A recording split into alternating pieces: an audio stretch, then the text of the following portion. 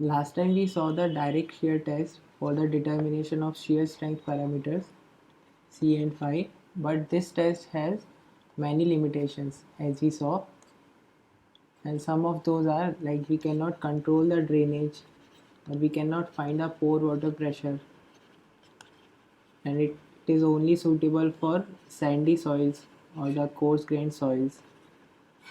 So because of these limitations we prefer the triaxial test.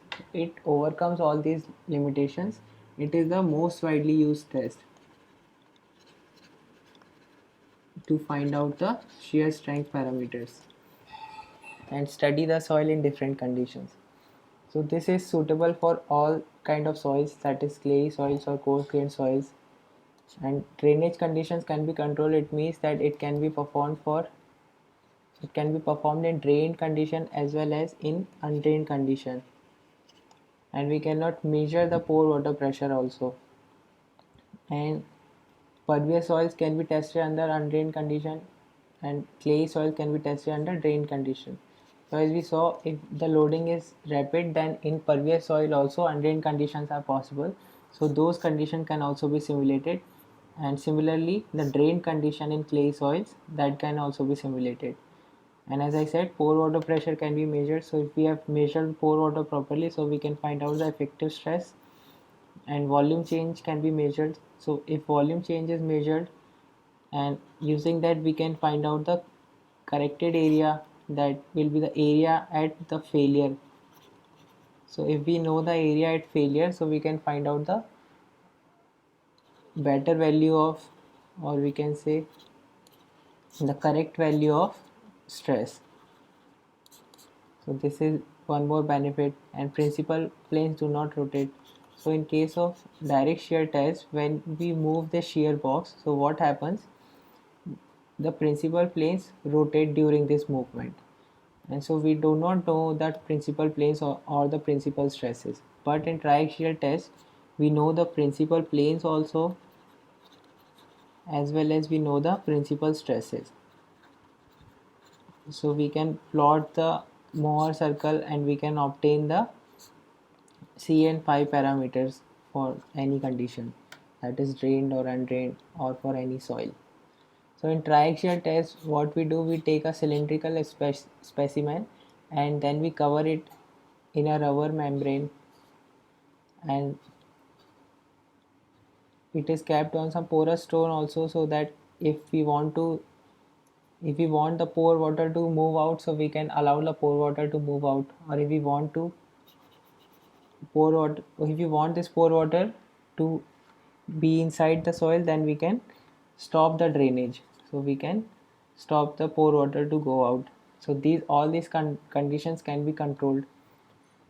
So what happens in this case, and after putting it in the membrane, we put it in the triaxial cell, and there we apply the confining pressure using water. So water will apply equal pressure on all the sides, and this pressure is called as the confining pressure, that is sigma c or sigma 3. And at this point if we see, so the stress at the top or stress at this vertical surface, it is equal, that is equal to sigma c.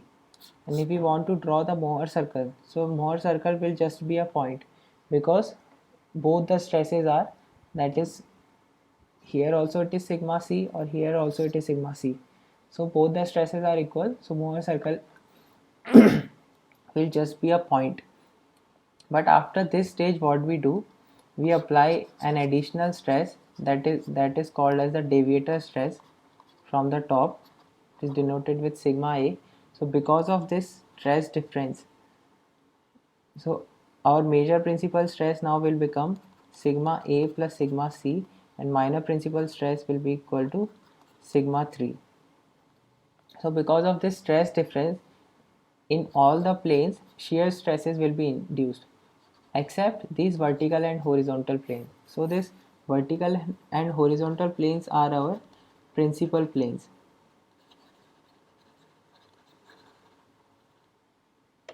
and this top, that is horizontal plane, is our major principal plane, and this vertical plane is our minor plane, that is minor principal plane. So after conducting this test on many samples, we can plot the Mohr circles depending upon various stresses, and then we can plot this tangent that will give us the C and phi values. What else is measured in this test? So we measure the axial strain also. Axial strain means the change in length divided by the original length. So as we apply load, so this sample will compress, and so we put some proving ring here so that we can measure this axial strain. And so this deviator stress or the deviator stress, it is equal to axial load divided by the corrected area. So this stress, the additional load that we are applying, so because of that the stress which is coming, that we are calling as deviator stress, and this is equal to axial load divided by corrected area. Now how do we find out this corrected area? Let's say that corrected area is AC. So now for this cylindrical sample, we can write that initial area A naught, initial height H naught is equal to initial volume V naught, and after completing the test, the final area, that is corrected area, times the change in, that is changed length, will be equal to H naught plus delta H, and the change volume will be equal to V naught plus delta V. And also that because we apply the load, so this length will be decreasing or this depth will be decreasing, so this axial strain is negative, and let's denote it with epsilon A. So here AC we can write it as V naught plus delta V divided by H naught plus delta H, and from here AC is equal to, if V naught and H naught if we take common, so V delta V upon V naught divided by H naught times 1 plus delta H upon H naught. So V naught upon H naught is equal to A naught, as I wrote here. So V naught upon H naught will give me the A naught. So AC is equal to A naught, and this delta V upon V naught is the volumetric strain, and if the volume is decreasing then this will be negative. So here I can write 1 minus E epsilon V divided by, and this is also negative if the depth is decreasing, so it is EA. So with this formula we can find out the corrected area. And if the soil sample is undrained, so in undrained condition what happens, the pore water pressure cannot go out, and we know that if pore water pressure cannot go out, so the void ratio cannot decrease, and void ratio cannot decrease, or let's say it cannot increase also, no change in void ratio is possible, so that volume change is also not possible. So in undrained condition this volumetric strain is 0, so this corrected area is equal to initial area divided by 1 minus axial strain. So this is our triaxial test, and different kind of triaxial tests are there, that is consolidated drain, consolidated undrained, or unconsolidated undrained. So these type of tests we will study later in a good detail. Now here we'll see one more test, that is unconfined compression test.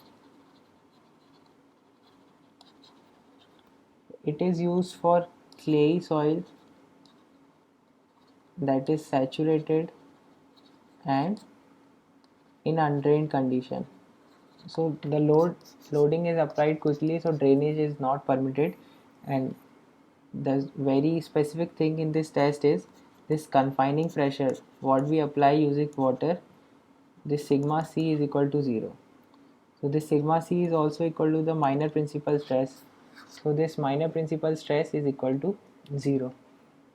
and only we apply here, we apply sigma 1. Let's say this stress is sigma 1, so sigma 1 here will be equal to applied load divided by area at failure, that is the final area. So as I said, in undrained condition we can write this AC as A naught upon 1 minus epsilon A. So from that we can find out this sigma A, and this sigma A is nothing but the unconfined compressive strength. It is denoted with QU. Now one formula that we saw earlier, that is sigma 1 is equal to sigma 3 tan square 45 plus 5 by 2 plus 2c tan 45 plus 5 by 2. Now as I said, this test we are conducting for clay soil, so for that phi is equal to 0, and in undrained condition we denote it with phi u. And one more thing, that is sigma 3, that is minor principal stress, is equal to 0.